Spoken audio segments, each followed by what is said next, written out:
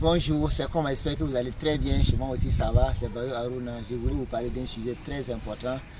Aujourd'hui, il s'agit de la sous-estimation. De nos jours, il y a des gens qui sous-estiment les gens. Il y a des gens qui sous-estiment eux-mêmes. Ils ne sont pas à mesure de dire avec fierté qu'ils peuvent faire certaines choses. Mais en fait, c'est eux les héros. Mais ils ignorent en fait qui ils sont réellement. Je voulais évoquer ce sujet pour encourager une personne et pour amener quelqu'un qui se trouve à quelque part dans un coin caché et qui sous-estime ses compétences, son potentiel à s'élever pour faire bouger les montagnes. Pour ce faire, je vais prendre l'exemple de deux personnes pour que nous puissions savoir que ça n'a pas commencé avec nous et ça ne se terminera pas avec nous également. La première personne, c'est une personne biblique qu'on appelle Gédéon. Si nous lisons dans le livre des Juges, nous allons rencontrer un homme là-bas, un jeune homme qui s'appelait Gédéon. On dit que Gédéon, il y eut un temps où sa nation, son peuple, était dans la captivité, dans l'oppression, et on les dominait. Les Madianites les dominaient. Et Gédéon était caché à quelque part pour battre du froment et pour vraiment se mettre à l'abri des Madianites. Mais qu'est-ce qui s'est passé? L'ange de l'Éternel est arrivé et il lui a dit, vaillant héros, l'Éternel est avec toi. Et je lui ai dit, non, attends, moi je suis pas un vaillant héros. En fait, il ne pensait pas que lui, il peut faire certaines choses. Il a commencé à se justifier. Il a dit, je suis le plus petit et ma famille est la plus pauvre de tous les tribus d'Israël. Et l'ange de l'Éternel lui a dit, mais c'est toi qui vas s'élever et c'est toi qui vas faire le travail. Et il a demandé des preuves. Et l'ange de l'Éternel a montré les preuves. Et Gédéon s'est levé. Et quand il s'est levé, il a fait des merveilles. Il a utilisé 300 hommes et il a détruit les Madianites. Il a amené Israël au haut niveau. Il a relevé le défi. Je voulais me baser sur l'exemple de Gédéon. Ça s'est passé. Mais toi qui me suis aujourd'hui, que penses-tu de ta famille? Que penses-tu de toi dans ta propre vie? Que penses-tu de tes compétences? Que penses-tu de qui tu peux être? Que penses-tu des connaissances que tu as?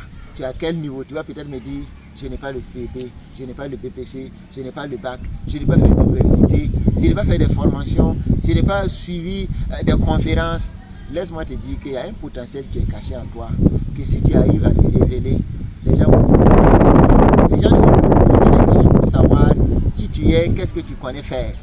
Ils vont tout simplement se mettre à courir vers toi. La deuxième personne que je vais prendre comme exemple, il s'agit de l'homme de Nazareth, surnommé le grand Jésus-Christ. Il faut savoir que Philippe avait dit à Nathanaël que le roi dont on était en train de parler là, moi je l'ai vu. Et il a dit, peut-il venir de Nazareth quelque chose de bon?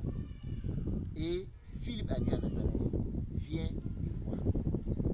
Et quand Nathanaël s'approchait, Jésus lui a dit, voici un Israélite en qui il n'y a point de fraude. Et Nathanaël a commencé à dire, effectivement, c'est lui là le héros. Mais quand nous allons parcourir l'histoire de Jésus, il est né dans un village, dans une petite famille, dans un lieu où personne ne pouvait considérer qu'un sauveur peut sortir de là.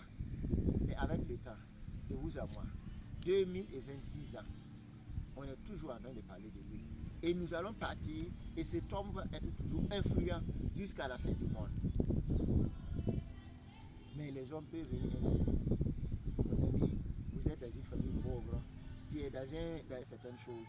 Tu ne peux pas te hisser au haut niveau. Tu ne peux pas être un scientifique de renommée internationale. Tu ne peux pas inventer quelque chose où les gens vont courir derrière de gauche à droite pour venir regarder. Laisse-moi te dire qu'au Burkina ici, tu peux te lever et les gens vont parler de toi et les gens vont parler de ton pays. Tu peux te dire, je suis un petit enfant, je ne peux pas réaliser de grandes choses dans le domaine de l'entrepreneuriat. Mais laisse-moi te dire que si tu te lèves aujourd'hui, les gens vont parler de toi. Tu es le milliardaire, tu es le millionnaire. Ne regarde pas ta peau, ne regarde pas, aucune barrière ne doit être un obstacle pour toi. Tu dois te donner les capacités et les chances nécessaires pour pouvoir arriver là où tu dois arriver. Est-ce que tu me suis? Je suis en train de ressusciter quelqu'un qui avait enterré ses talents et qui était lui-même mort, mais physiquement vivant. Il y a un qui a dit qu'il y a des gens qui sont morts à l'âge de 18 ans, mais ils sont il attend l'âge de 50 ans pour être enterré. Pour dire tout simplement qu'ils n'ont plus rien à prouver sur la terre. Et je suis en train de ressusciter quelqu'un qui est mort à 18 ans. Mais la personne est ressuscitée pour faire des merveilles sur la terre des hommes avant de partir. Donc pour terminer, je voulais juste t'encourager et dire que tout est possible. Tout se passe dans la tête. Si tu mets dans la tête que tu vas faire des merveilles, personne ne peut t'empêcher de faire ces merveilles-là. Mais si tu mets dans la tête que tu es incapable, que tu ne peux pas faire certaines choses, mais je t'assure que tu vas rester nul et tu ne pourras rien faire de bon sur cette terre. Alors, tu attends quoi maintenant pour te lever? Avec l'exemple de Gédéon, quelqu'un qui croyait qu'il était faible et qui a pu relever les défis, qui a pu combattre pour amener la nation d'Israël à hausser encore la tête. Que penses-tu de Jésus? Quelqu'un qu'on croyait qu'il ne peut pas être le sauveur. On a tenté de ternir son histoire, de l'anéantir jusqu'à la fin. Mais ils se sont rendus compte que c'est lui qui est le héros. Et c'est lui qui va bouleverser toutes les nations. Et sans lui, personne ne peut être sauvé. Merci beaucoup. Et je pense que tu as aimé. Si tu as aimé, il faut liker et partager. Parce que cela va nous amener encore à atteindre un grand public. Merci beaucoup. Merci beaucoup.